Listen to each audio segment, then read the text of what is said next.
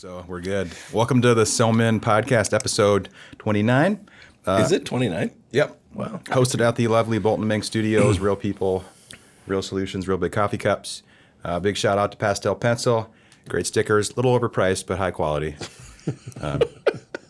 Say the 12-year-old girl, his It's my cousin niece. or niece or something. She started a business making stickers, so I like it. we get super cool stickers. Thank you for that. But just keep in mind, here's a business lesson for you for free. It's hard to raise your prices. Here's yours, by the way. That one's yours. Okay. Thank you very much. You get to be a cool person now. I like it. We have a lovely guest today. His name's Eric Snyder. He hails from the great state of Nebraska. And I believe it's the western side, isn't it? The western side? Yep. You didn't drive here just from there to here? Not for just for the Okay. for Yeah. the interview. He is a partner at Excelsior Bay Group out of Excelsior, Minnesota. And we met doing some nonprofit work, and I thought it would be a fun time to have him come on. All around great person, great guy, very kind, smart, and I think a fun guest is what I like. You'll see, it'll be All right. just probably like easy, nice, chill guest to have on. So that's it. Hi, how are you? Thank you for having me. Yeah, you're welcome. We have cameras and we're being recorded, so I don't know. I think yours. Yeah, there. yours is there. Yeah, There's a bunch of them. All right. It's good stuff. but yeah. So you're from.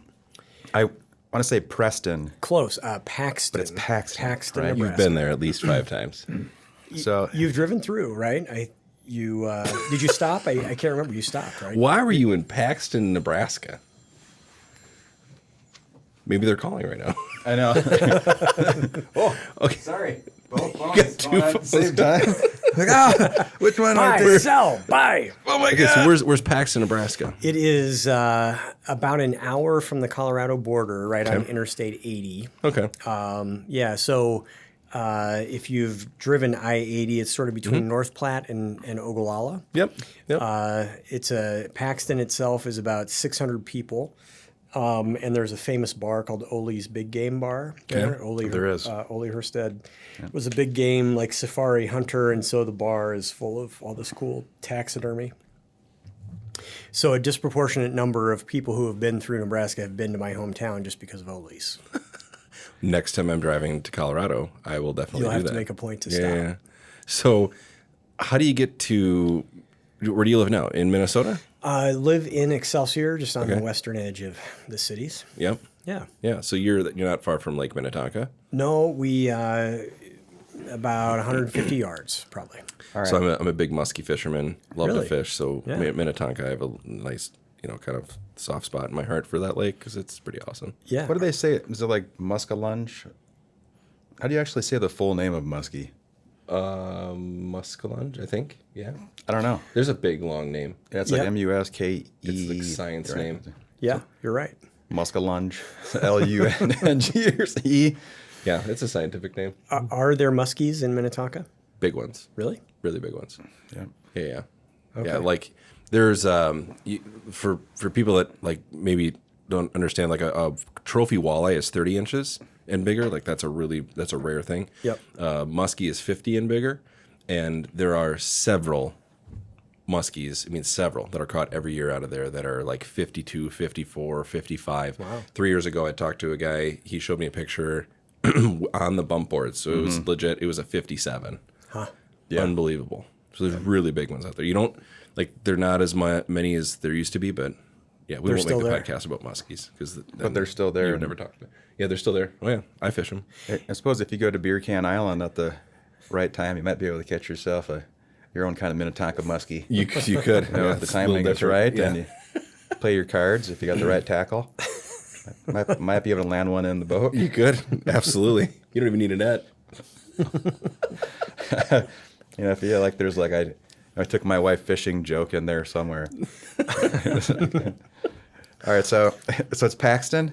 Paxton. Yes. Yes. Home of Ole. Home And of I did Ole's. go through Paxton, and I took a picture for you. Yeah. When I was going through there, and I took a picture of Ole's, like Yeah. the big game. And when I was growing up, there were 2 bars in town. There was Ole's, which was kind of the tourist bar, and then Swedes, which was the local bar, and that was my grandpa's bar. Oh, cool. Yeah. Yeah. So I got to grow up bellied up to the bar with a highball of Coke and a Milky Way bar. That's how I spent my Saturday mornings, So hanging out. I did see some regalia from Swede's bar. You had something, like you brought a hat or something. Yeah, yep. It's just, it's about as classic, just freaking awesome American like graphics and logos you could get. Just straightforward, like you know what you're in for. And there's not a lot there. Nope. Like when you see that Swedes bar, you're like, I want to go there. I want to go there right now. I'm serious. You should explain the logo. Well, Swedes is got like a cursive S with kind of a little tail on it, and then Swedes is in cursive. And there was one year, I don't really know, I was in elementary school. My grandpa always ordered a new round of like the trucker caps with the white like styrofoam crown and Swedes bar, but nobody proofread it, so there was a whole series of Sweds bar hats. I wish I had one of those. Those would be a collector's item.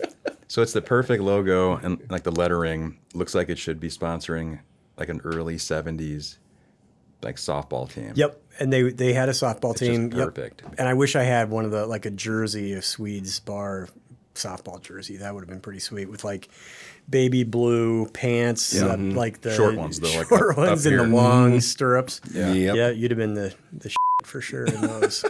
So I don't know.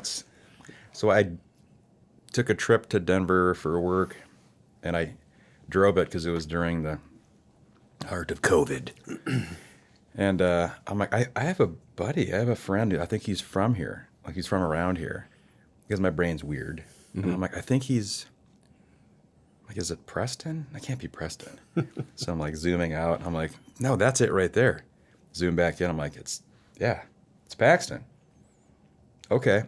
Screenshot. I'm like, I'm in your hometown. He's like, no, you're not. I'm like, yes, I am. And I think you were like 8 or 10 hours behind me. Yeah. Like you were just leaving the cities. Were we headed out there too? Yeah. I think you were Around the holidays or something? Yeah, like the next day or something. Yeah. Did you wait for him?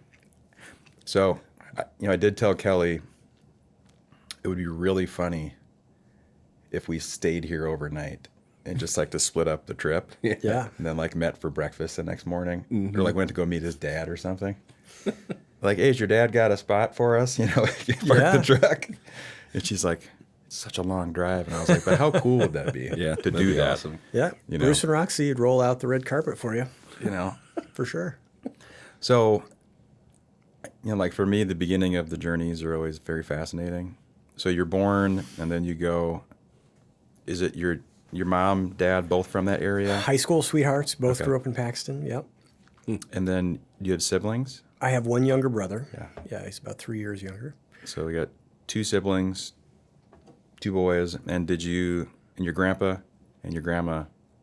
Is it your dad's dad, your mom's dad, both? So, yeah, Swede and Irene were my mom, the Nelsons, my mom's parents. And then my grandma Ruth lived on the ranch. My grandpa Bruce died before I was born, so I never met him. But So can we run down those freaking awesome names again? We got Ruth, Swede, Bruce, yeah, Bruce, Swede, and Irene. Swede and Irene. Was Swede short for something? Short for Pershing. Okay. Pershing. So his Nelson name was his Pershing? given name, yeah. Wow. Jesus. Yep. Okay, yeah. Nice. See what I mean? Can't make it up. No. Irene, can't make Pershing, that up. Ruth, and Bruce. Yep. Take that, all you Kyles out there. All the Matt. All the Aidens. Wade. All the Matts, the Wades. So how'd you find? So like you graduate high school there? Yep. And then you Was Cornhusker, went to University of Nebraska to get my undergrad. was that like during the Nebraska football awesomeness? or I not? was there like 88 to 92, so it was right before they got really good. All the Eric Crouch years. Yep. And so the good part of that was that students got really good seats. So by the time you were senior, you had like midfield seats, 20 rows up. And then they was got it? really good after. Was it Osborne? Yeah, right? Tom Osborne was still coach Yeah. during And those years. He's He's like a senator, or like He was. became Yep. a He senator, was. right? He was our House member right. for a couple of terms. Yeah.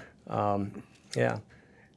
Yeah, I was always surprised. I think it would be difficult to be, football coach for Nebraska and then just become one of 435 members of the House. Mm-hmm. Be a little humbling, I would think. I remember hearing that, like, thinking, all right, so you're head football coach for a big time program, and you have some major success. Yep. Back when, before they kind of got a little watered down. Not trying to hate on the Cornhuskers, but they got a little bit watered down because the competition I think is just deeper now. Yep. It's still a fantastic program.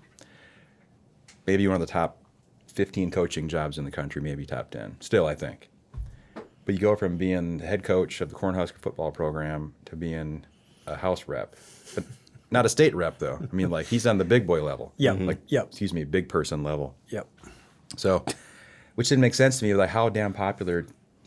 I mean, is that what it really takes? Because you can't. I mean, does the skill set transfer? It must. I don't. He didn't stick around. Like I You know think what I mean? he No. could have had that seat as long as he wanted it. I think, and I just probably didn't appeal. It was just not really his cup of tea. All right. So what did so Swede had the bar? Is it Swede and Irene? Yep. And then what did Bruce and Ruth do? Like, what was yep. the makeup of the family before? So Bruce and Ruth were one of the two couples that basically started the family farm and ranch. Bruce and his younger brother Bill started the farm and ranch Okay. in the 30s. Okay. And so what does a farm look like in western Nebraska as Yep. compared to you being now an adopted son of Minnesota, as I Yeah. am? Is it what would well, you say the differences are? So I grew up in the North Platte River Valley. North Platte comes out of Wyoming and the South Platte comes out of Colorado, and they converge just east of North Platte, Nebraska. So I grew up in the valley, and the valley was mostly farm ground, but not huge fields like you see Yeah. in Minnesota. Mostly corn and alfalfa. And then north of the river was the start of the Sandhills, which is a big Yep. geologic region that goes all the way up to South Dakota, and they're basically just grassed over sand dunes, very There's a ton of them, desolate. too. And, yeah, You see them everywhere, and you could shoot a movie there about like the world ending.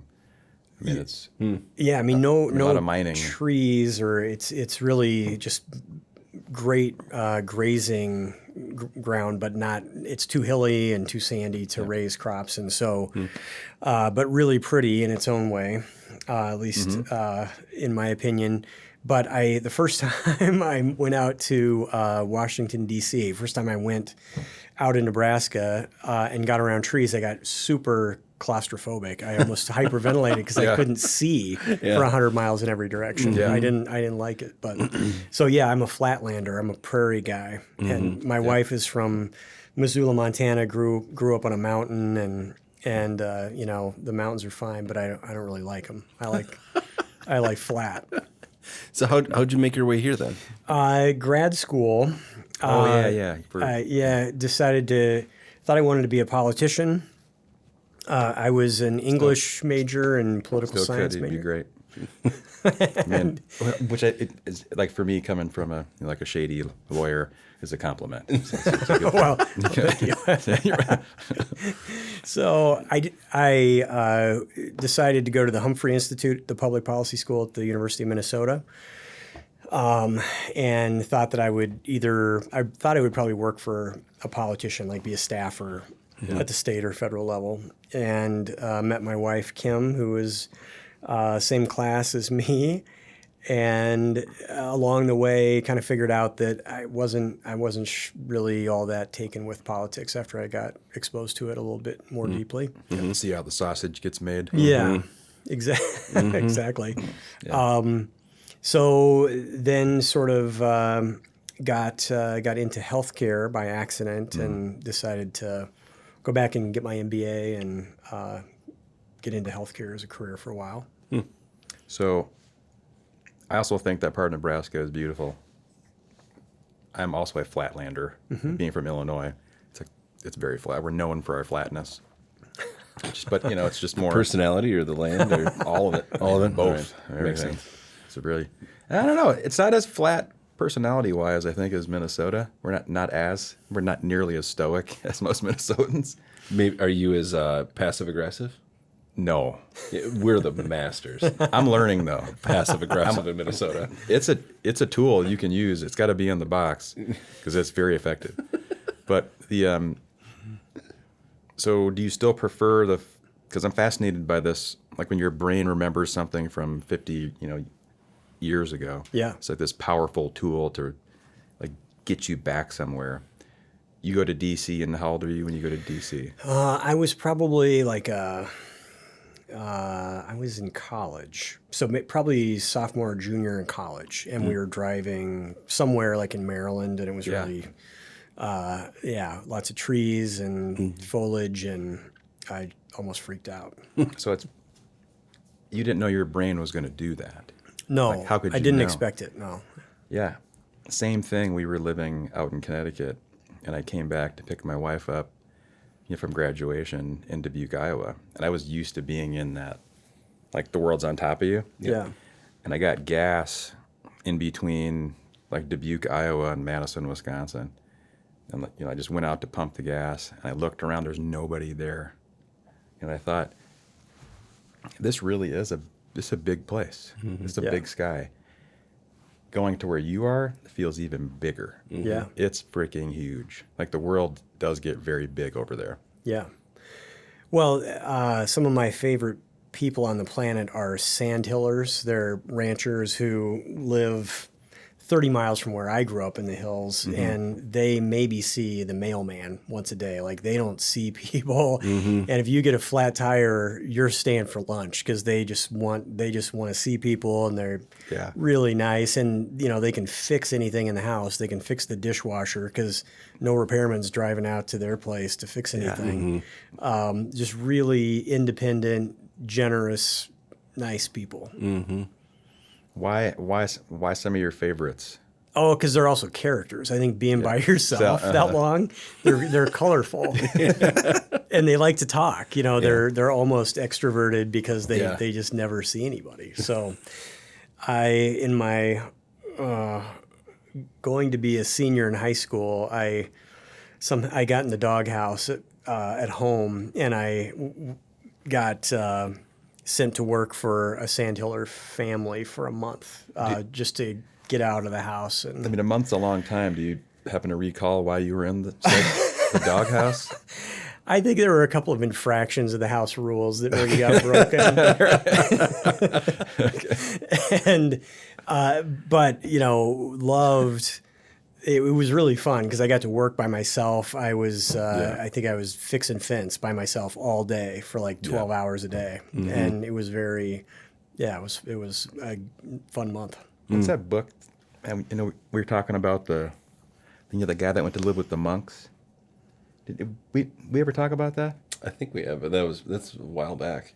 So the guy that had Goggins come live with him, like 30 days with a Marine, he also did like 2 weeks with monks. Same guy that had Goggins live in his house also went to go live. You ever heard of this?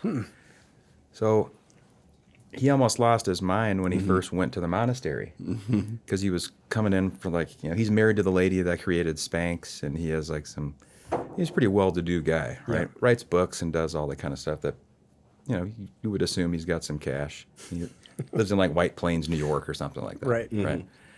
Flies out west and goes, to stay with the monks. No phone, no Twitter, no anything, no internet, nothing. And he experiences this, in the beginning of the book, he's like, I thought I had been there for, this is hyperbole, but he's like, I thought I'd been there for 6 hours, and it was 20 minutes. Right. So it takes a while for a busy mind to go and look forward to laying fence posts or or fixing fence. You remember Melissa Kruper, who was on the podcast? Yeah. She talked about she goes to these retreats. He's like, Yeah. Oh, yeah. like Silence the retreats. silence retreats where you don't say a thing, you don't look at your phone, you don't anything. You're just in your own mind for 24 hours. Yeah. And she said it's kind of laughable because people are just losing it. I mean, they're like bawling, they're laying on the floor. Just like people just lose their minds because we're used to be like, okay, well, good to talk to you. I'm gonna go to Just look at distracted this and all the time. just all the time. And she said it's laughable. These people are just losing it because they're not used to being in their alone own head, yeah. and being in your own head for days on end. Right. You know, but Well, I mean, like, what do you expect? It's like I looked down and I thought like one phone was ringing. I had both phones ringing, and I'm like, why do I have two phones? You know, I don't know. No time for introspection when you got two cell phones. Yes. it's weird, you know. And I think Yes. that going out to Nebraska, and I was wrong about the drive because I'd never done that drive before. I'd driven west and south, you know, and northwest, but had never driven from like the Twin Cities area to Denver. Mm-hmm. You know, I keep thinking about that, you know, like scene from Dumb and Dumber, like, you know, you know what I'm gonna say? It's just like, thought the rock years would be a little bit rockier than this. You know? Yeah, that John Denver's full of shit. But it's just sand dune and hill and nothing really. There's no water. There's some creeks and rolling things like that. Nothing huge. Yeah. And then it's just mile after mile after mile, and hour after hour, like a lot of it. Imagine doing it in a covered wagon. Oh. You know what I mean? Yeah. Well, there's some comedian does a joke where it's like you leave New York and you go out to San Francisco to like find gold or whatever. It's like by the time the whole wagon Louis train CK. gets there, yes, Yeah. he's like, it's a whole different group of people People because have they all died, died. people were you know? born. Yeah, it's like, it's a whole new group of people Yeah. because it took that long to get out there. And you think about how nuts it is that we actually have a road and we're driving it, and now they're like, we think we just go that way. But there's a rail line. There's a rail line that Yep. runs that area. There The was. original UP. Yeah. Yeah. But Yeah. not before No, no. 1900, But yeah, there is, 1915-ish. And I just thought, okay, like if we're, you know, like we're talking with Kelly and the boys, and I'm like, you think they have Amazon Prime out here? Like 2-day drop? Like what is it? Like a week drop? We can get it to you in 7 days, and you're like, oh my god, 7 days? That'd be amazing. You know, or I'm like, if we get a flat tire, I was like, we are out here, man. Yeah. And I was like, it's kind of great though. So, you know, it's nice. It's like one of the boundary waters, and the first day you're just, or like any trip, like the first day you're in the mountains or in the flats, like, I don't know, you're like sweating it out or something. Like the world and all the crazy bullshit that we have to deal with all the time. Mm-hmm. But then by like day 3, you're like, oh yeah, this is actually who I am. Mm-hmm. Right. You know, I feel like myself again. But it takes like 3 days and no cell service. Mm-hmm. That's what that place reminded me of. Yeah. Well, so it's funny to me that as hostile and scary as it would be to be a settler going out in a covered wagon with all the things that you own, headed west, and you'd think that you'd want to, you know, stay together and there'd be safety in numbers. Nope. Mormons, you're over there. Your trail's Yeah, over right. there. We don't have time for, you know, any other other Yeah. people. You got to take your own trail. Just short-sightedness, and you're thinking, I believe in my own survivors, you know, like my survival skills. I don't need to, you know, fraternize with those folks. Yeah, it looks like self-interest would have kept them together, if nothing else. But nope, 2 trails going west. I think like to have the mindset to do that, you have to be a pretty independent person to begin with to even think that that's a Hardy, rugged. you know, what you want to do. Yeah, Stupid. And now, let's say you find a spot like, what was it?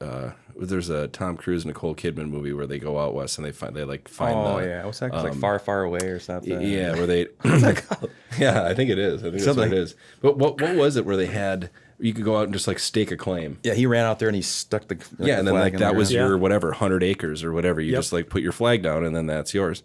But They were Irish, right? yes, yeah. they were homesteaders, right? And Homesteaders, yeah. The Sooners were the ones who went out the night before the deadline. And yeah. So I mean, Nice dig. I appreciate that. That's Yeah. good. Yeah, way to get that in there. Sooners. it's been a problem forever. See? Yeah. Okay, so from covered wagon all the way to you go into healthcare. Yes. Okay, Yeah. so like, is that your career now? No, not any longer. At least not most days. Okay. So I worked for about 10 years at Optum, which is the services branch of UnitedHealth Group. Okay. Is it still?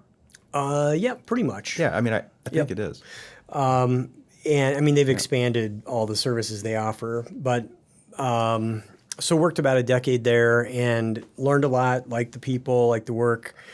But after about 10 years, I was just kind of ready for something else. So I could kind of see myself getting there. So saved up money for a couple of years. I was so busy, I didn't really ever have time to figure out what was next. So just kind of decided to jump off the merry-go-round one day. Kind of to my wife's surprise, she knew it was going to happen, but it happened about a month sooner than we'd planned.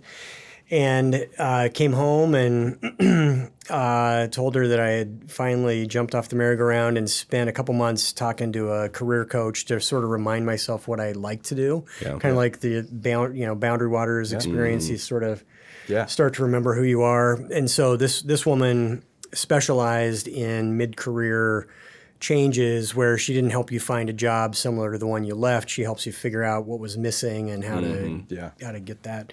Which is that's valuable insight to have. Yeah, it was fun. And so I wasn't in a particular rush. I'd kind of given myself a year to figure it out. And it occurred, I mean, what I learned is that I was missing the policy, like the thing I had initially gone to school to learn how to do, I was not getting through my my corporate job at Optum. And the two ways to sort of get involved in policy are either to be in government or to be in the nonprofit sector. And I didn't really, the government path didn't excite me all that much. And my wife had previously, like 8 years before, started her own consultancy that serves the nonprofit sector. So, that's because they're usually smarter than us, and so she did it 8 years before you. And, right. Right. So, in a moment of weakness, she agreed to let me into the firm, and she really likes fundraising and development. That's kind of her specialty. So I sort of learned the fundraising ropes from her, and then we shared clients for the first couple of years, and now we kind of have our own regular clients that we serve, and we sort of just invite each other in when we have a question we want a little perspective on. But it's nice to have that person to bounce off. You have to bounce those ideas off of, especially in a smaller consulting firm. Yeah. I mean, sometimes just to have just the one is more than enough to give you a perspective, or if you don't know something, or just to give you some connection somewhere, versus having some organic, impromptu network you develop over years of trial and error. Like, at least you can trust this person, and they're and they're going to give it to you with the bark on, more than likely, because they don't have to be nice to you. Right. That's exactly just like that's very cut true. through it. Be like, that's a dumb idea. Don't do that. All right, check. Thank you. But here's some options. Yeah. And we tend to hear different things. If we even sit at the same table with a client, we pick up on different things, and we're pretty different people. So that's as long as we're not sharing clients, there's such a thing as being too close. And I think we definitely stepped on each other's toes for the first year, but she hung with it, and now it's good. So you've been doing that for how long? This was my 7th anniversary, I think. I saw on LinkedIn. Cool. Yeah. So awesome. It's gone fast. So what's a day-to-day type stuff look like for that? Yeah. So what's the name of the business? The Excelsior Bay Group is the name of the firm, and it's just the two of us. Sounds exclusive. It does. It's a great name. Very fancy. Wait, you do Excelsior Bay? Excelsior Bay Group. Wow. What you guys do? Set up better. That's right. We created it. You did? Yeah, the whole bay. So Whole Bay. The whole group. Kim gets all the credit for the name. I just signed on later. Our clients are pretty much all 501c3 nonprofit organizations. Okay. And they tend to be sort of medium sized. They're big enough that they have staff and sizable budget. They're not huge. National firms tend to do really large client work in our experience. So they're medium sized, but in terms of the mission, they're kind of all over the board. We've worked in just about every sector, and I don't know that I have a favorite. I mean, the thing I enjoy is I get to learn constantly about something I didn't know much about before. So when Wade and I first got to work together, the project was about bringing a dental clinic down to Martin County. So I got to, and the client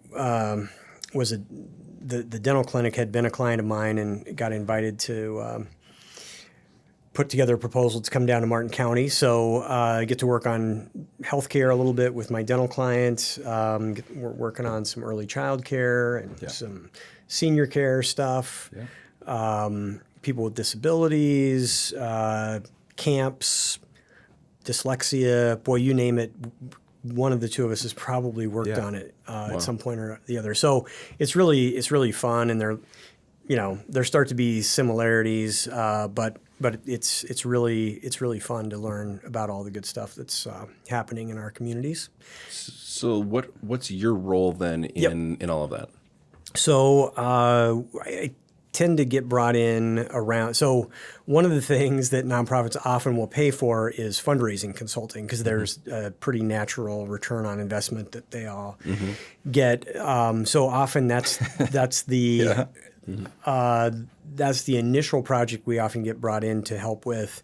But then as a part of doing fundraising, that to be effective at fundraising, you need to have a compelling mission and a good strategy. And it's sort of the back door to a lot of other interesting strategic and operational work. And because, so Kim usually gravitates to the fundraising and development work and likes to coach people and help them develop in their career. I tend to really like strategy and operations and kind of getting into the details. And Which, if you think about it, it's like some nonprofits seem to do it in the reverse order.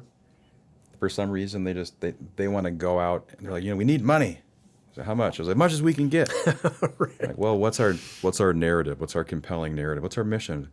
I don't know. Money. Right. We need money. We need to help everybody. Or like we are gonna, Yeah. and it's not intentional. No. I think it's rather unintentional. It's like, well, what are you going to tell people? Yeah. Well, we want to cure, childhood X. All right. You have a lot of competition for that dollar. What are you going to do? Yeah. And so then you end up going like, oh, well, we can't spend the money on that, or we don't want to do that, or we don't have a big marketing budget, or all this other stuff. And then I think there's a chance for them to go, oh, okay. So if you put some, your ROI is greater, if you can really get in there, and meet people where they need to be, so they'll give you money. And quite often, it's not just about like knowing the 20 richest people in your neighborhood or your town. It's like they'll write us a check. It's like it doesn't really work like that. Sometimes, but not really. So it's been interesting because we've worked on 2 or 3 projects for sure. Okay. Even in a pretty small, geographic area, all the personalities and the ways that they were happening and came together have all been relatively different. There's some community similarities, very broad ones, but individually for smaller nonprofits, they've been pretty diverse. I mean, I would say for the different, the different initiatives. So which brings me back to the question I wanted to ask earlier. I don't remember nonprofits being a real big thing when I was a kid. Like, Because no one was asking you for money at that point? I don't know. Like, I knew about the community chest. I knew about some, maybe like the community foundation or the hospital or like St. Kate's something. But I don't remember, like the 1985 Chicago Bears wearing like pink cleats. Yeah. You know what I'm saying? Like, Yep. I remember the yellow ribbons. Some of those things, around AIDS, HIV, the Gulf War, some of those things. Maybe you bought, like roses around a certain time of year, and that went to the X. Yep. Do you guys remember there being a ton of nonprofits around, like areas that you grew up in? Well, I grew up, like, my dad was the he was the campaign chair for the United Way. I remember that. But that was, I mean, Yeah, I I'm mean, a I little bit suppose- younger than you. Yeah, I suppose But, they were campaigning Like, so I remember that 30 years ago. going, and I vividly remember what, I don't remember what he said, but I remember being there. And, but like, I remember that a little bit, but I would say there's much more, like, I think you take Minnesota, and I don't know this statistically, maybe this is wrong, but Minnesota is one of the most giving states. Is it number one? Number in one. the entire country. Number one. And you just look at Mankato, like, back when my dad was doing that, he was the campaign chair. He was the John Kind, who was our last guest last Tuesday. He told me that my dad was the first guy to raise $1 million for the United Way. Not him specifically, but Yeah, just that that campaign. That campaign. that yeah. year campaign Right. did that, And so it's like that. I mean, this is early 90s, $1 million out of what, 40,000 people at that point in Mankato. That's a ton of money. Yeah. There's Now that's it's like a lot of giving. double. Yeah. So or more. I don't know if I'm answering your question. No, we should ask you because you're the guest. Yeah, well, and I Yeah. think I'll weigh in, but I'm just like, it seems like it's grown, right? Yeah, I mean, it's relatively easy to start a nonprofit, right? I mean, so I think they have really proliferated in their causes for all sorts of things now that didn't used to exist, and that, I mean, that's a great thing, but it's a really fragmented industry, and so I think it sort of cuts both ways. It's also easier through social media to get the word out. You don't have to have put a flyer on people's windshields anymore. It's easier to get your name out and your mission out. It's a fascinating sector, and what I always compare it to the private sector. We do encounter organizations that really have their mission dialed in, and they know what they're doing, and they've proven it time and time again in their own little geography, and they deserve to expand. I mean, they really should scale, and there just aren't the same mechanisms. If you were a business, you'd go public, right? You'd sell shares of yourself, and you'd get more capital, and you'd kind of franchise it or expand and do more good. And the nonprofit sector historically just has not had that. It's all kind of local and mom and pop, and I, one of the ironies is as a policy person, we leave some of the hardest problems in society to the nonprofit sector to fix. And they, as a sector, have the fewest tools and capabilities of any of the sectors. There's this mismatch, and I think it's getting better. I think the sector is getting more professional. But that to me is what gets me excited, is that there are nonprofits that we would love to help scale and become more sophisticated and expand. It didn't used to be that way, though. I mean, this is a newer thing that we created, I think, by taking certain kinds of resources out of our communities, big, small. If somebody lost a spouse, we used to be able to have a community, I don't know, almost like a neighborhood watch program that you might bring this person 7 casseroles because they lost their spouse, or they heard something bad happened, or like one of the kids broke their arm or their leg, or there was a hardship. We would take care of each other somewhat individually through these community things. And the ladies might have a bake sale. Somewhere along the way, all that stuff seemed to take a huge hit, and we started to rely more on institutions. If it's government or nonprofit, but it certainly wasn't like in our communities. I think that's changing now, but for 20, 30 years, it seems like, through late 70s, 80s, into the 90s, it just wasn't there. But it made a huge push last 15 years. But like growing up, I didn't see that.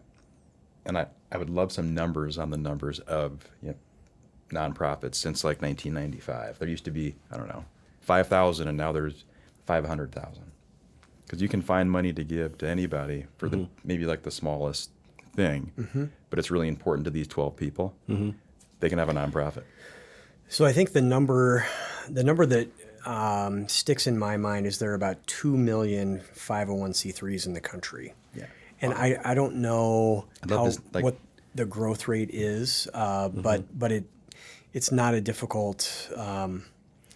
It's not like GuideStar and see or something, or yeah. But from 1965 to now, I mean, like relative to population growth, but there's no way in hell it was 2 million or for that like that time of the year. Correct. And there's no way. Giving has been about 2% of GDP just consistently for decades. It doesn't really change. Even it went up a little bit during COVID. People really stepped up and gave. So giving is 2% of GDP. Yeah. Okay. That's a big number. Yeah. I mean, it's actually bigger than I thought. Yeah, that's a really big number. And the majority of that is individual giving, not foundations or corporations.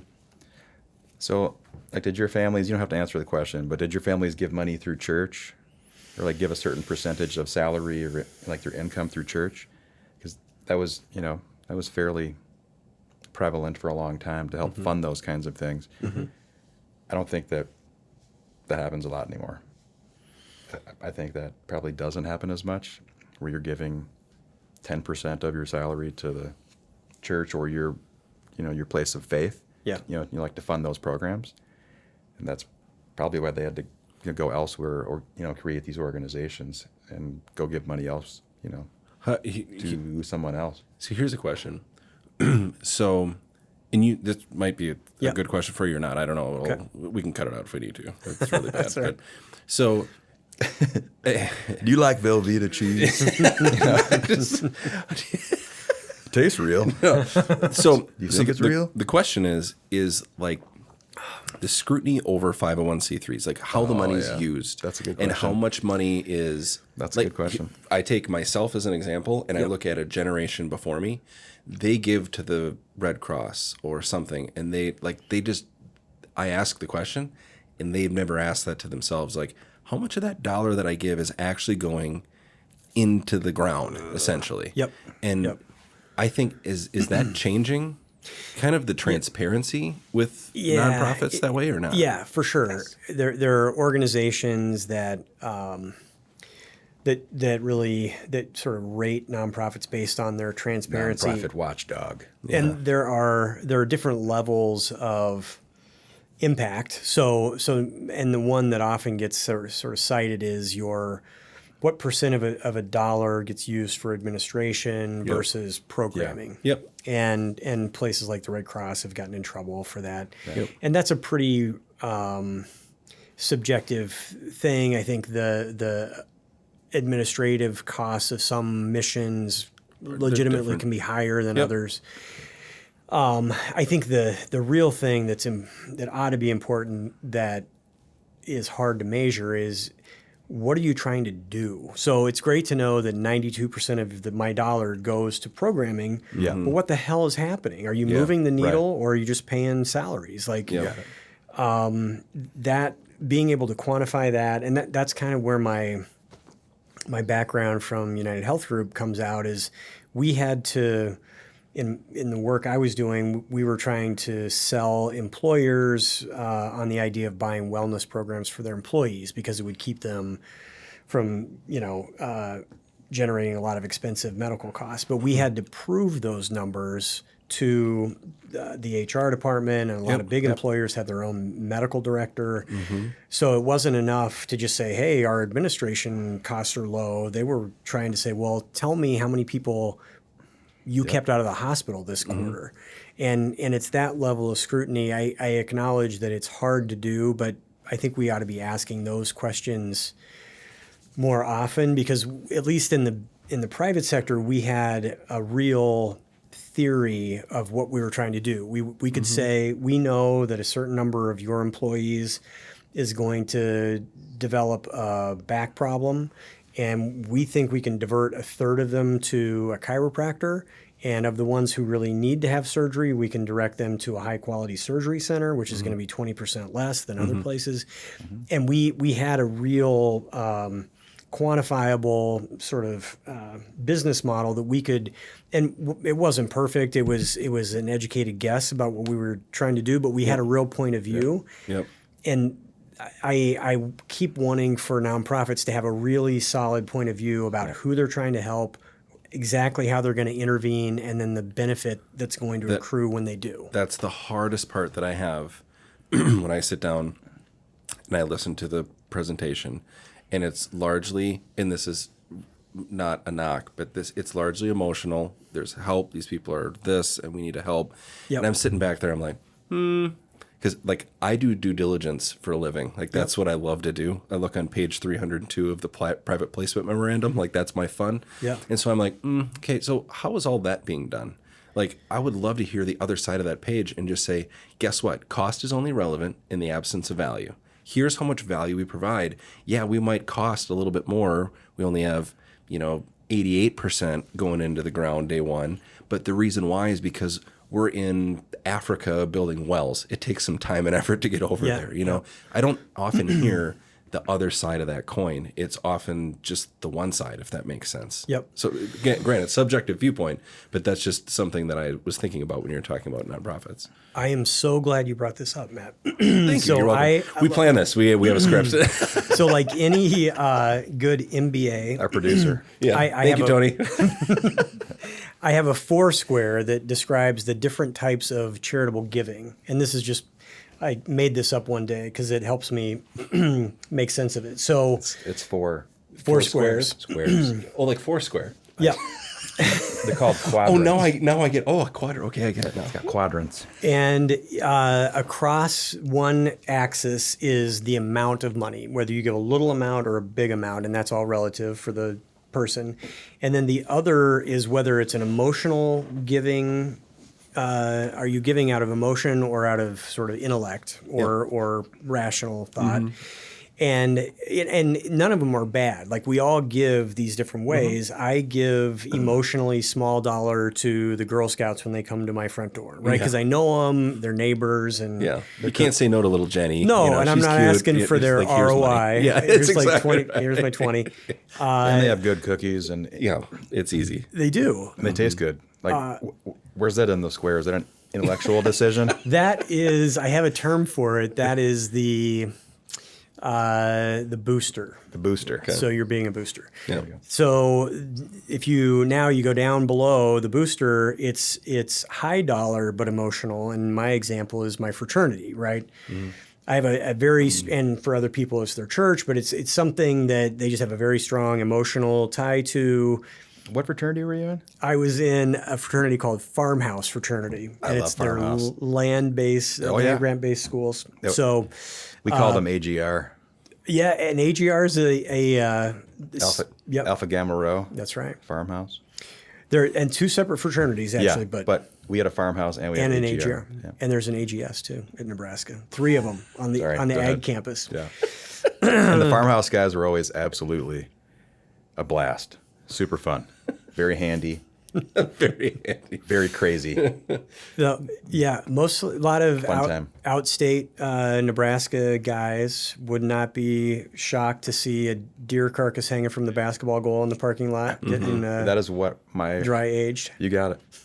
I'm serious. It's I can get along with those people. Yeah. I'd be just fine there. Yep. Yep. My And- favorite farmhouse guy's name's AJ. I haven't seen you in 20 years, but you're a good man, AJ.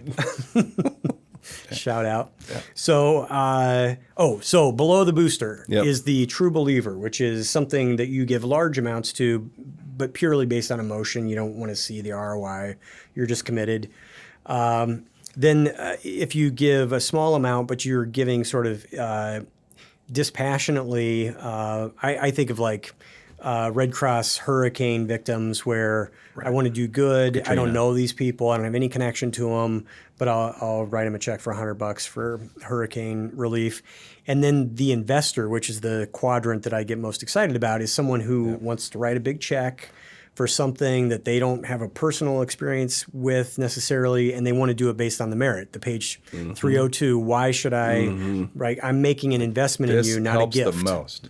Yep, I'm trying to maximize my return on my investment. That to me is the most underdeveloped quadrant in the philanthropic sector, and there are lots of cool tools to do that. Yep. But they're just kind of underutilized, and most people are still thinking of philanthropy as just giving a check.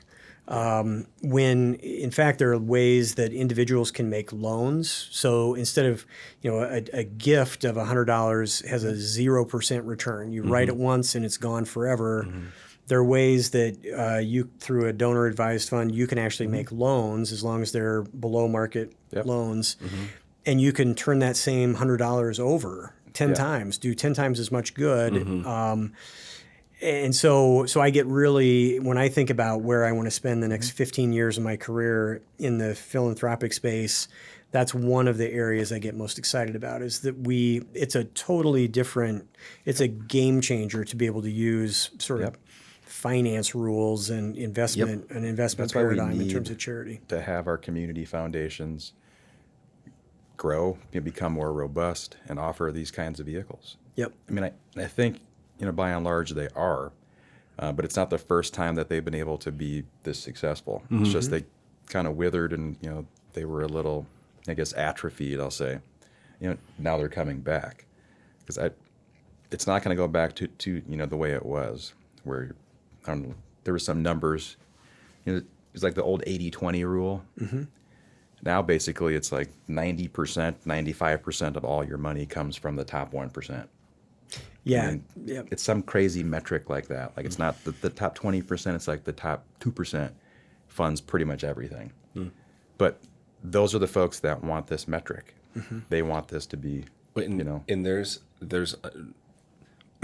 like I said, there's very few people like you're talking that have the expertise like you do to say, hey, you want to maximize good, try this. And all of a sudden you're utilizing the same finance language that they built, say, their business on. Right. And you're like, guess what? We can lever this 5-to-1. And they're like, so really? Like, okay, well, let's do that then. Yeah. Where before it's like, is this really something we should do? I mean, like, is this a really good idea? It's like, no, here, just let me show you something. And they now get to speak the same language you are. I think that's really, really fun because that's the world I live in. Right. And that's why I have a them hard on the- time with a lot of that.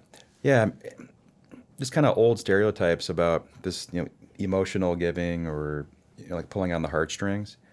Part of that is because of the stigma about the nonprofit world. There was like private sector has the best jobs, the most high-paying jobs. Then it was like government jobs. They pay okay, but the benefits are great. There's, and then it was like nonprofit was it was like the least paying. It was some kind of grassroots thing. Just this long kind of overdue stigma needed to be washed away. If you track the numbers of private, government, and nonprofit, they're all starting to trend together. Like you could legitimately come out of school and want to do nonprofit work. You're going to be paid pretty well. You're going to have exciting work to do, and it's going to be sustainable. You don't have to go, well, I'm going to go to Wall Street first and make $25 million, and then I'll do nonprofit to make up for all the crappy stuff I did on Wall Street. Now you can come out and do it right away. Yep. And so I think that's part of why it's helped. Kind of have this, like you said, you're not putting flyers on windshields anymore. Right. And their stuff, their marketing, their products, their presentations, their CEOs, their presidents, they're all as, qualified as, government leaders and. Yeah. Well, I think the lines were starting to blur a little bit before COVID, and now you keep reading stories about how COVID has caused a lot of people to have an epiphany that I'm in a job I really don't want, right? I life is short and I'm going to do what I want and do something that is gratifying and They have more purpose in. Yep, that's more purpose driven, and so it'll be interesting to see if that even accelerates the kind of the It's supposed kinds of to. people who go into the sector. I was reading in the Wall Street Journal, I don't know, within the last month or so. You don't read the Wall Street Journal. I do, and not every day. Okay. But they're calling it the Great Resignation or the Great Reshuffle. I think like Monster.com, if you remember them, and I'm sure HBR, but I'm pretty sure Monster.com. it's like 95% of workers are looking to reshuffle the deck or go do something else, in part because of, this is a dig and I'm sorry, but they want America to become Europe, for Pete's sake. Gotta be eating horses before we know it. Jeez, are you kidding Those me? damn French. I want to go find myself. Good. Why don't you find a job? No, okay. But there was, that was in the article. It's like either people are reshuffling to find some purpose-based jobs, or they're just flat out quitting. Yeah. And just doing something else. Just like, I don't know. But I think people want meaning in their work, right? I mean, that's and there's, you can find that in spades in the nonprofit world. Yeah. Yeah. Well, I mentioned him earlier, John Kind, who was sitting in your seat last week, and he is the director of the Mankato YMCA. So he was in the for-profit world, and now he's in the nonprofit world. Yeah. And he talked about that transition from the indirect good that you can do, helping people pay their mortgages and, all that stuff, to go straight to the direct world of being able to help people. Right. And he said it's really rewarding when you get to go to work and you have someone that was in one of the little boys and girls programs growing up, and now they're 10 years older, and they're like, hey, I got to tell you, that was so awesome. When I was 8, I did that through the Y, and that was amazing. You know, it's really cool that when he was talking about that. And you guys have had Nancy Zalek on too, right? We have. Yes. Yeah. Another example of a very smart person in the sector. Yeah. Mm-hmm. Yeah. She's very successful and has, she's done a great job. I mean, she's kind of set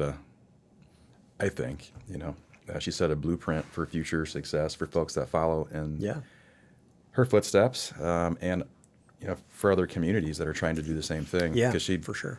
If you just look at the growth and the numbers, the involvement that she's been able, to achieve in a relatively short, comparable amount of time. Mm-hmm. She hasn't been there for 30 years. Mm-hmm. It's been like, I don't know, let's just say 10 maybe, and the growth has been, I don't know, pretty dramatic. Tens and tens of millions of dollars. Yeah. Mm-hmm.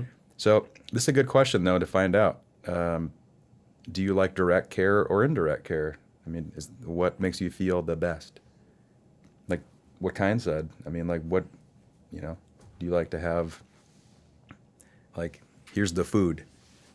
Like, you're at the Sal. Like front line. Like you're like direct service provision. Yeah, like what actually makes you feel like you're doing the most good? You're asking me? Yeah, I want to know, like Eric, Matt, me, and I'll share too. But my biggest volunteering thing that I do is through Kiwanis, and we read to kids. So I go from 1 to 2 o'clock every Wednesday for however long, and I go to a grade school, and I sit down with a kid, and they either read to me or I read to them. Just let them decide, and you get to hang out with one for a half hour and another one for a half hour. Every time I walk in, I'm like, I got so much freaking stuff to do. Like, why am I doing this? I got stuff to do, and I walk out every single time, and I'm like, that was the best part of my week. Yeah. Because you get to sit and just hang out, and these kids, they may or may not have someone to read to them at home or whatever. Yep. But you get to do that. And so to answer your question, that was the thing that popped in my head when you asked that question. It's like that's the funnest thing that I do.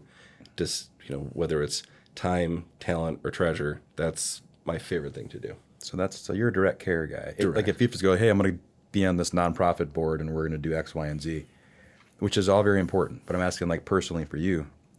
Or you can go read to Jerry and Susie, and then you're like, that was worth it. I like that. But I also like, if I'm going to give money to someone or to give money to a group, I want to know the X's and O's of what's behind it, because I don't like, you can sell anyone on a narrative. It's like narratives are cool. It's like in the investment world, everyone has a narrative. Yep. Some of them go up and some of them go down. Yeah. Like I want to know the who, what, why, where, and how. Yep. What's the plan? What are you going to do? What's the tackling and blocking, and how is that going to work? So it's a little bit of both, I guess. What's your answer? I think. Well, I'm gonna say both. Nope. One you have to pick though. Like your number one, you prefer 60-40, but if you have to pick. I like the thing I like about this job is I'm closer to the action. Yeah. And I can see the impact we're having because the organizations we work with are small, and there's often like there's a new building or something that you can see. and that was part of what was hard in my corporate job is I was, employed in a company of 100,000 people, and it was you were just a very small cog in a very big wheel, and it was very difficult. Even though you worked hard and felt good about what you did, you couldn't go home and tell your grandma what you did or have anything to show for it. So I like the fact that I'm closer to the action. What do you do, Eric? Day to day. I don't know. I have no idea. I think I would find it the places I admire the most that do, I think, often have the most impact, I would find emotionally exhausting to work in myself. Yeah. Can you give an example? Yeah, I think a lot of the people who work with disabled populations, where people who were just dealt a really hard hand, who have really profound needs, people who support them and help them on a daily basis are doing a tremendously hard, tremendously important job that I think I could only do for a short amount of time because I would just find it draining. So I don't know that I would be a great frontline worker for a long time. That's partly why I probably gravitated to consulting, is I like to fix something and then move on. But I do the one volunteering thing I do in my own personal life is I work on a little park conservancy that raises money for our historic park in Excelsior. And I've lived in Excelsior for like 22 years and started this about 6 years ago. And so I thought, before I started this gig, I knew everybody in town. I didn't at all. I mean, I've met hundreds of people since I started doing this. Just scratch the surface. Yeah. And it's because it's the park, it's not divisive, it's a feel good thing. And that's about as hands-on as I get, is you're raising money and, volunteering in the gardens on Saturday. And that to me is fun, just because they're your neighbors and I get to go down and see what we're working on every day when I walk the dog. And so it's a little bit selfish because, I live close to it and I can see what I'm working on. It's not totally selfless, but it's But you can fun. find your thing. But the proximity and the recency helps to make that probably a fairly successful I'm rehab invested project, for sure. right? Because you're like, it's just right there. I'm going to go right there. Yeah. Versus I have to drive an hour to this stupid park to go, pull weeds. Right. You're not going to want to go, because humans are like, I can walk right there and do good. And then you go there and you do that. So it's like quasi-direct for you. Yeah, and I think to Matt's point, that's the part that kind of recharges my batteries, to be around people and the sense of community you get when you're doing it together. So you didn't say yours yet. Yeah. Then I got a question. Direct care for me, and if I have to be involved in the organization, I have to make sure the ratio has enough direct care. Otherwise, I just think I'm like, I've done this I don't want to do this anymore. I'm in meetings all the time. This is horrible. Kind of like the board that you and I were on that we dipped out of, that we won't name, but yeah. No, I finished. I wrote it out, man. I did it. But I'm saying I think too many boards they don't recognize this part of, it's like when I coach football or basketball or, whatever, we practice and we have the games. You got to have the game. Yeah. Like if you're just going to be working, like where's the reward? Where's the game? And I'm still wired like that. I got to have both. So, big corporation that does a really good job of that is Medtronic, and I'm sure the other device companies do too, where they have an annual event, or maybe even more frequently, where they bring all the employees in and they get to meet the people whose lives they saved with their devices. Wow. And so even if you're in the HR department and a couple steps removed, you get to it helps you feel connected to the good that the company is doing, which is pretty smart. Like, to the whole Medtronic point, it's like doing Habitat. I got some tech job when I was 22 in Chicago, and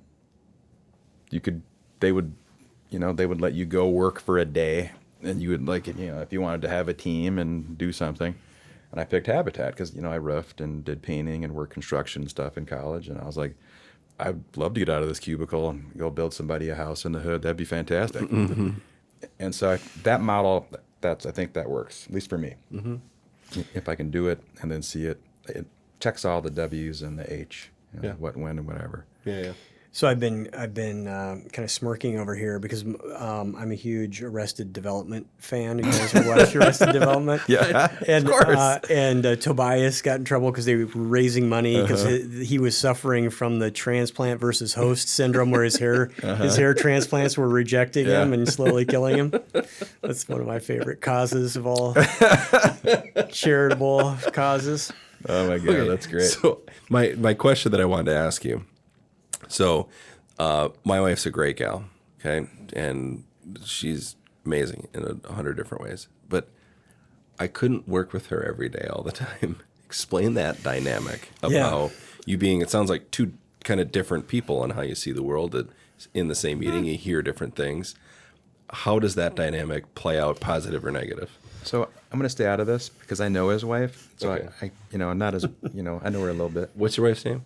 Kim. Kim. I'm sure you're great, Kim. She's fantastic.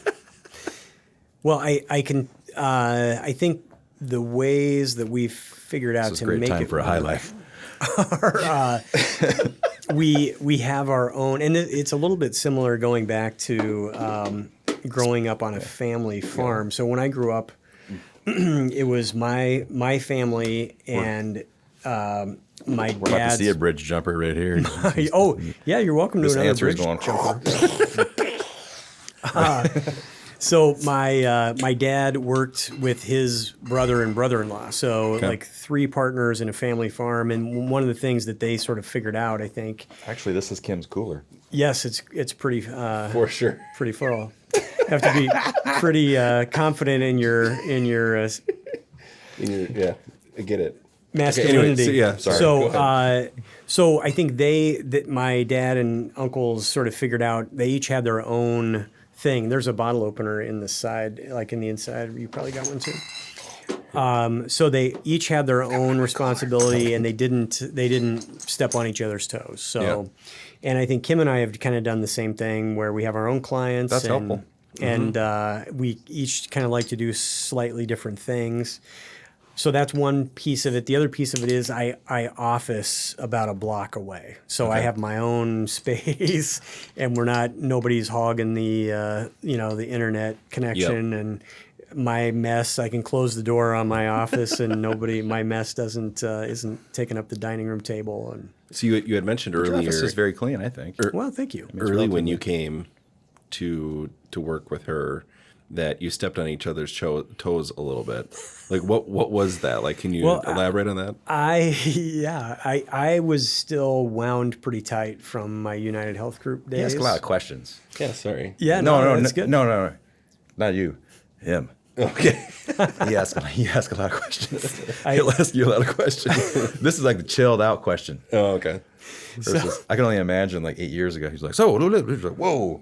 Yeah, I had been trained to not leave anything to chance. So before a presentation, you just did all your homework and diligence. You know exactly who you were going to meet with, anticipated all the questions. You knew who was going to answer. Really, really drilled into us to be prepared, and that made total sense in that environment, but was way too intense for most of our nonprofit meetings. So I think I came across as a little too intense to my wife. You want to succeed? When? Right now. Yes, I do.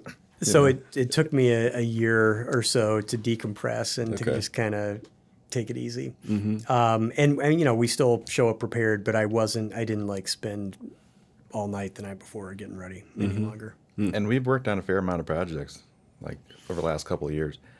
He's very prepared. I mean, really, seriously. I'm the master of the 2-page single-spaced outline agenda. Right. I'm just like, we're gonna cover all this in 30 minutes. I'm like, holy smokes. Yep. My wife breaks out into a rash when she sees them. But that's how I keep my thoughts together.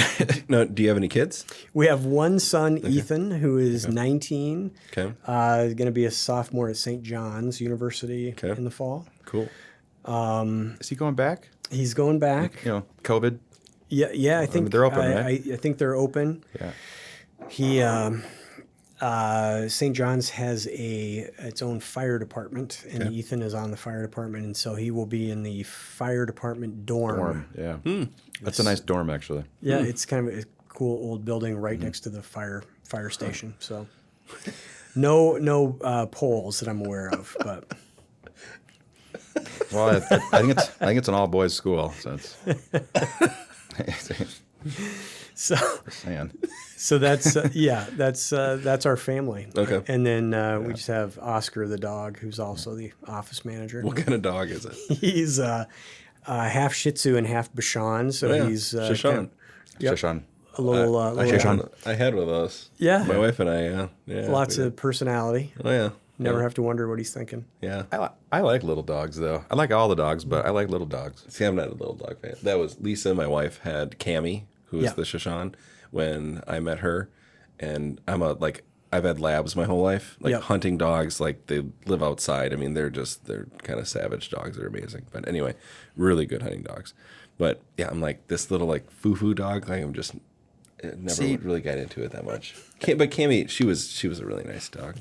I've got a miniature schnauzer named Piper. Yeah. She's a killer. Like, she's a ratter, you know? So squirrels, Squirrels, chipmunks, she's a beast. You got to She'll be eat pretty 'em all? fast. She's super fast. She'll catch them and eat them. She'll kill them. Really? She's her favorite thing to do in the entire world. Number one thing. She got this long neck, you know, Yeah. and this square head that fits in the holes very nicely. Yeah. She get them out. She lives for it. Like, she's alive to do this. And she's bred to do it, right? Wow. But then, like, at the end of the day, like, she'll go upstairs, and my wife will, like, literally lift up the blanket. And the dog will crawl under and burrow in and sleep next to my wife all night. And she doesn't shed. Oh, yeah. Yeah. She's a great dog. But the big dogs wreck your house. Yep. Yeah, that Koopa's never been in my house. See. So She's got a Taj Mahal outside. we had pet raccoons in Nebraska. Have we talked about this? I don't think so. This is okay. Let's go forward with this. This is good. So back in the day, they used to put hay in stacks rather than bales because at least the hay that they were going to feed to the cattle, you didn't have to transport it very far. So they just have these big stacks, which were pretty loose, and so the mother raccoons could sort of make a nest in the top of them. And in the spring of the year, probably in April, when they would take the first bite out of the top of a stack with the loader, a mama raccoon would run out, and they would know there was probably a nest of new babies, and they were going to feed the stack. So my dad and uncles would grab the kits. I think they're called kits, the little raccoons. Yeah. I was just thinking that, too. I'm like, is it a nest or a den with raccoons? With But it's raccoons. kits. Yeah. Yeah, But it's and- kit. Yeah, I think so. So we would bottle feed them. Like usually you'd get them before their eyes were even open. And you'd bottle feed them and just raise them. And we'd keep them in like a little chicken wire cage with a doghouse until they were old enough to be able to climb a tree and get out of the way of a coyote or whatever.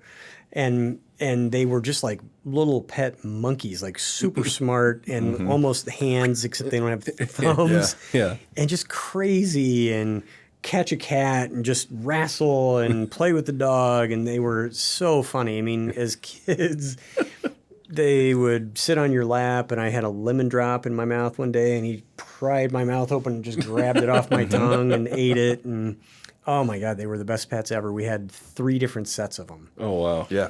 Yeah. They're hyper intelligent.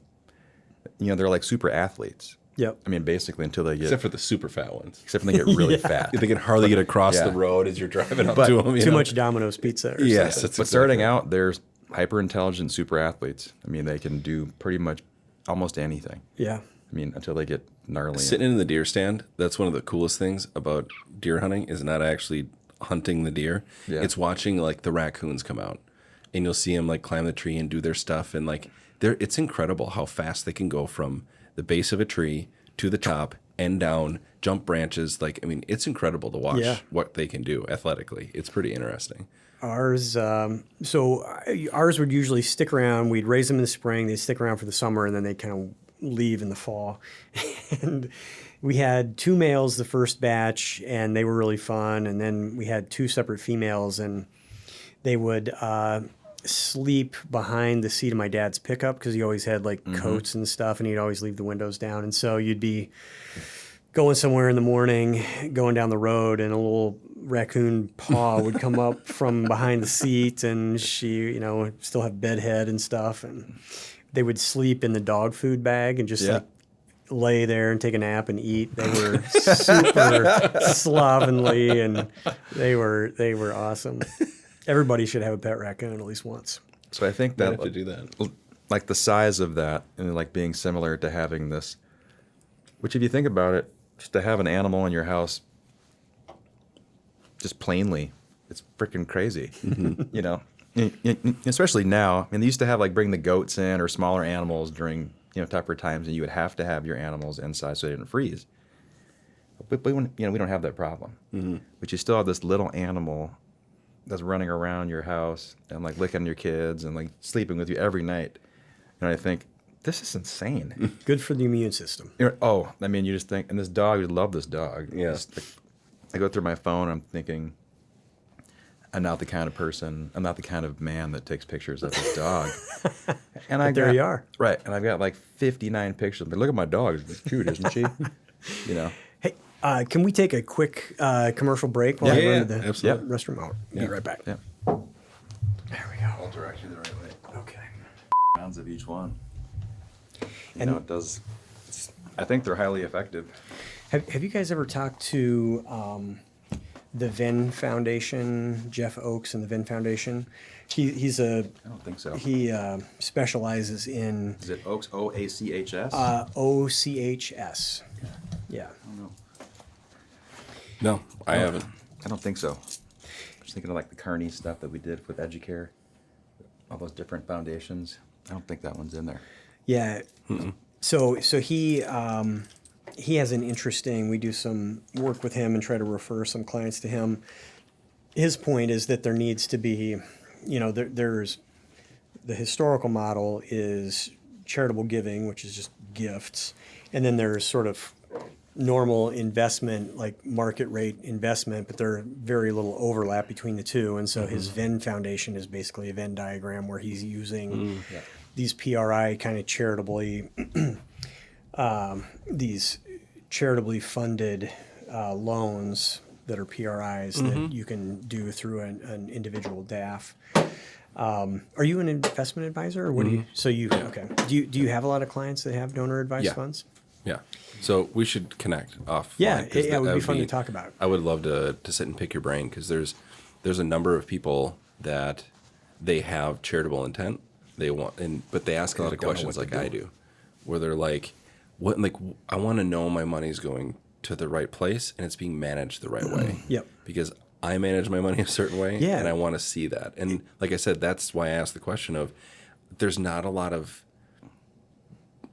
501c3s that are going to talk to that person, Right. Because it's a feel good story. Yep. It's not always like a, hey, here's the dollars and cents of how all of it works. You know what I mean? man. I don't get that very much when I've been in the meetings with my client, searching for where they're going to send a lot of money. Well, if you go to MAF, for example, and look at their advisory board, they're, as you know, they're some of the most qualified, most experienced people sitting on, really any board. And so they're building out a team. So, I don't care if you bring in somebody that has $5 million they want to give away or $500 million. Like, they have a team. It's not their board. Maybe some are, like cross-board and advisory team, but these are people at like RBC. They're people that are, they're bank presidents. They're, these are smart people that have, big portfolios that they manage in their day-to-day. Bring that person to that board, like to that advisory team, and go, hey, let's just sit down with these three. Boom. All the questions get answered. Like, okay, well, that makes sense. And I think it keeps that level of comfort up. I don't care what you say. The longer you keep doing something, like you do it a certain way, you try to kind of figure out how to do those things over and over and over again. If you're giving to your church or your charity or how you run meetings, like I don't run my nonprofit meetings really any differently than I do my for-profit meetings. That's just how I run my meetings. So they're going to ask the same questions, and they're, like the same meeting with you or that board. I think that's why they've been able to grow so much, is based on having this this expertise. Yeah. That's just there on hand. And what we, as a firm, we try to tell nonprofits, you need to have a story, an emotional story, because some people want the emotional story. Correct. 100%. But you also need the story that's going to resonate with a banker, right? Who Correct. wants to understand the numbers and the impact. And neither one of them is wrong, but you kind of have to know the audience. And for a lot of them, it isn't as natural for them to do that. I think for some of them, it kind of cheapens it. It cheapens the mission and the value of what they're doing. But for the broader audience, the emotional appeal and the story is what's going to bring a lot of it. Yep. And that's going to, most people don't want to know how the watch works. Yep. They just want to know what time it is. Yeah. And that's okay. There's nothing wrong with that. But there are a lot of people that, again, I'm biased because that's just the way my mind works. But anyway. Well, and it helps to differentiate them, right? I mean, because there are lots of, like we talked about, there are 2 million 501c3s. And so if you're able to articulate what you do and why you think it works and the data points you can show, you can use to sort of back that story up, I think that does get to the investor type person, right, who's looking for. And the irony is the people who have a lot of money to give are that way because they use that financial discipline to sort of amass the wealth they have. And a lot of them don't want to give that up when it comes to giving it away. They're right? just used to that. They're not because gonna. They've done it for 35 that's just how they years. do it. Yeah, correct. Yeah, if it's charity or not, or if it's nonprofit. And I think that's the whole fear of the stigma of, 30, 40 years running nonprofits. It's like, feel good, grassroots, all this, flyers on the window crap, that's been around forever. It needs to run like a business, but not to the point of where you frustrate your own, warm fuzzies, if that's really part of your narrative. I mean, like I think about like the Live Strong as one of probably the greatest examples of, right? No? Yellow wristbands, Live Strong, Lance Armstrong, right? I mean, the cheat to win yellow armband. Right. What they raised based on the narrative and all the stuff. Yeah. But they also did a lot of good stuff. Yep. But as soon as that stuff happened, like it's still a foundation, still does things. Yep. But it's not that big anymore. Right. Because I think they were probably maybe too heavy on one side, versus their metrics. And people were like, screw that, I'm out of here. And he didn't really have that much to do with it at the time when it ended, according to the experts that were around. But it's just the belief of what it was. Yep. Sunk him, I think, in the end. That was like the first rubber silicone wristband that came out. It did something, yeah. It was like that and WWJD. Right. Like those are the two. Right. Or like what's the breast cancer awareness, the Susan, what is it, G. Komen? Yep. Susan J. Komen. Susan J. Komen. Just coming under heavy scrutiny for all kinds of things. And that kind of blurred their mission with the scrutiny, which goes back to our early question about why are people like, well, 12 cents goes to administration. What? 12 cents to pay, to pay people? Uh-huh. So there is a... okay. Oh. That's my wife again. Do you want me to talk to her? Yeah, you should take it. We're still doing this podcast. Hello, this is Wade's answering service. Matt speaking. How may I direct your call? Don't worry, Kelly. I'm doing well. You're actually on air right now. Sorry. You're on air. Yeah, don't worry about it. You're great. You're on the podcast. So there's the thing where, without fail, there's like an 80% chance. He loves you, and he'll see you home in a little while. 80% chance she calls during the podcast. Yeah. Without fail. She goes, oh, crap. Right. So she says she loves you, too. Yeah, so every time, and I shut my phone off, it's on the calendar, it's like an 80% hit, maybe 70% hit that she calls during the podcast. So it's kind of a running gag. It's nice to know you're on her mind. Right. Apparently when I need to do stuff. So we've never answered her phone call. Yeah, but this on time the air before. it was like Kelly. She's like, oh, hi. Must be 5:30.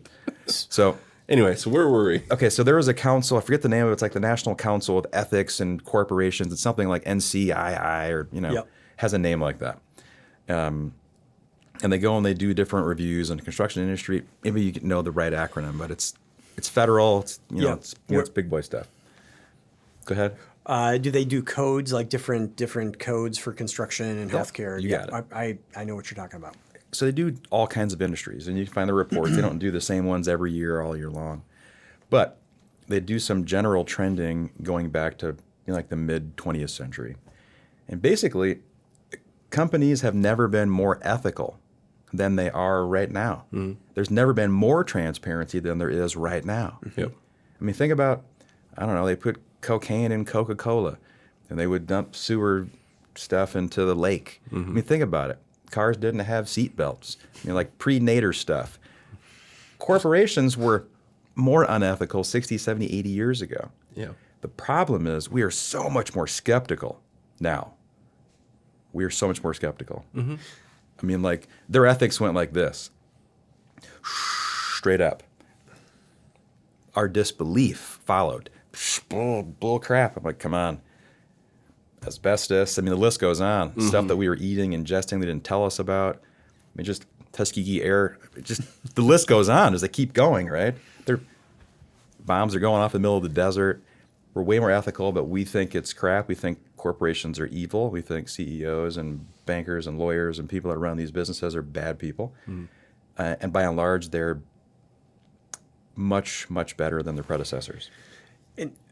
So my take, and I've even thought about giving a little talk about this, because I think philanthropy is helpful in a couple of ways. I think people crave meaning in their lives, right? And it's hard. Not all of us are going to be able to get that in our careers, in our day job, at least right away. So being able to plug someone into a meaningful nonprofit as a volunteer, or being able to make a gift to them and know that that the money you're giving is making a difference is helpful. And I have a theory. I haven't been able to find a study that backs it up, but I find it more gratifying to buy a car if I've done the research and I go to Consumer Reports and I know what I want, and I've invested 2 weeks of my life before I buy the car. I find it, I get more sort of, I don't know what the economists will call it, I get more kind of utility out of that purchase than I otherwise would.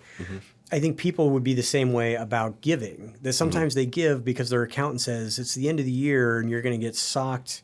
You need to write a check. I don't care to where, just write a check so that it's a tax avoidance thing. It's not they haven't thought about it. It's not going to give them the same sort of utility as a donor as if they'd had someone take them through and figure out what's important to them, and then know that they're really supporting that, whatever that cause is, in a meaningful way.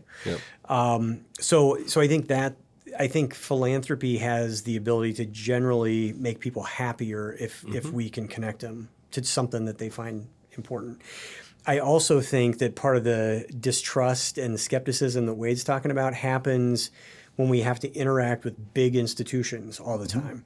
Nothing worse than being on a goddamn, getting stuck in a phone tree on a helpline, right? Trying to, or calling Verizon.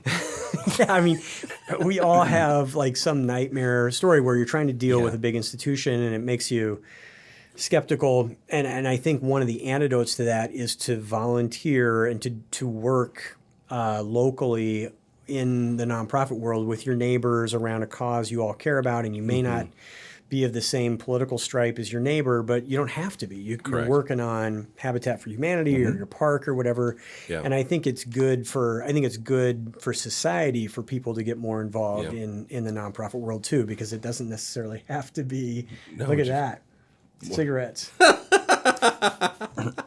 Okay. It's an endorsement right there. We're way more ethical now. More doctors smoke Camels than any other cigarette. He has a healthy glow about him, though. Yeah, look at him. Look at that guy. Do you think you could keep up with the busy doctor this morning? Vroom. According to a recent nationwide poll. More doctors prefer Camel. Doctors smoke Camels. So why do they have doctors as their... did they have any idea that it had probably some type of Absolutely. negative health effect? Absolutely. No way they would With a fresh Turkish blend. You wouldn't have known that. Yes, they did. Absolutely, they did. Okay. So this is the whole thing about, it's probably like an easy target going, big tobacco. But Let's even ask them the question: who funded the study that said that smoking, doesn't cause problems? It's like that's where the skepticism comes from. Is because of all of that. the Philip Morris Foundation. But yeah, I mean, I think that's the deal. Is you go massive consolidation, creates huge disconnect.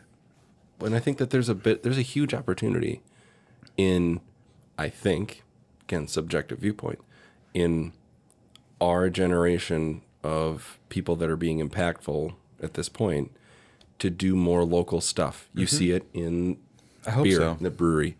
You see it in just more, like the Mankato Area Foundation. People are giving more to that than they are to the Red Cross because it's local. They can see what's actually happening. They can see the impact. What's going on. And they know the people working on it, right? I mean, That's exactly right. You can shake a hand and you don't have to call an 800 number. Yeah. I think that there's a definite push. There's a farmer's market in Madison Lake where I live, and you go there Saturday morning, you get to meet Joe Farmer, who just has a shit ton of carrots. It's like that's, you buy some carrots and some green beans and stuff, and you see him every Saturday.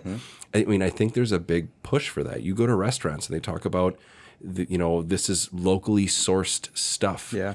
Joe Rogan had a podcast the other day talking about this guy down in Texas. He owns this restaurant, and all they do is basically pork. And he goes, I know where all these animals are. I have a handshake agreement with these people. I know who they are, how they were raised. Like, I get all my vegetables from here, and it's all within the Austin area. This is nothing new. I think it's cool. Right, but it's not new stuff. No, but I think it's different than it was 25 years ago. It's just coming back. Yes, everything cycles. Everything cycles. And I think the pigs are better, hogs are better, vegetables are better. Nothing has ever been better than it is right now in human history. Not, from nonprofits to craft beer, it's the best it's ever been. Yep. We are living in the best, the greatest time in ever. history ever. Seriously, Nothing is better. Cars are better, shoes are better. Yeah. Shrinks are better, drugs are better. Like everything's better. Surgeries are better. Like the list goes on and on and on. But do we have can we still see the forest? Have we lost it for the trees? So that's my, hitting 40 and thinking about that. We got to be able to see the forest or the sandhills. Right. You got to be able to see them. It is, it's a weird kind of human psychology thing where people have all this angst and they're dissatisfied and objectively, like, we're all going to live longer than our ancestors. We're all healthier, eat better food, drive nicer cars, have easier jobs, and better teeth. We're still just, Well, still just. I think though, I was a history major, philosophy major, but you go back. I think the reason why is because we have more time to sit and think about it. Yep. Where if you and I were in Nebraska in 1850, we didn't have time to sit and think about, I wonder where our produce is sourced. It's like, I hope we have some heat and some food from now until next March. Yeah. And if we don't, we're going to die. Let's eat the least moldy potato. That's exactly right.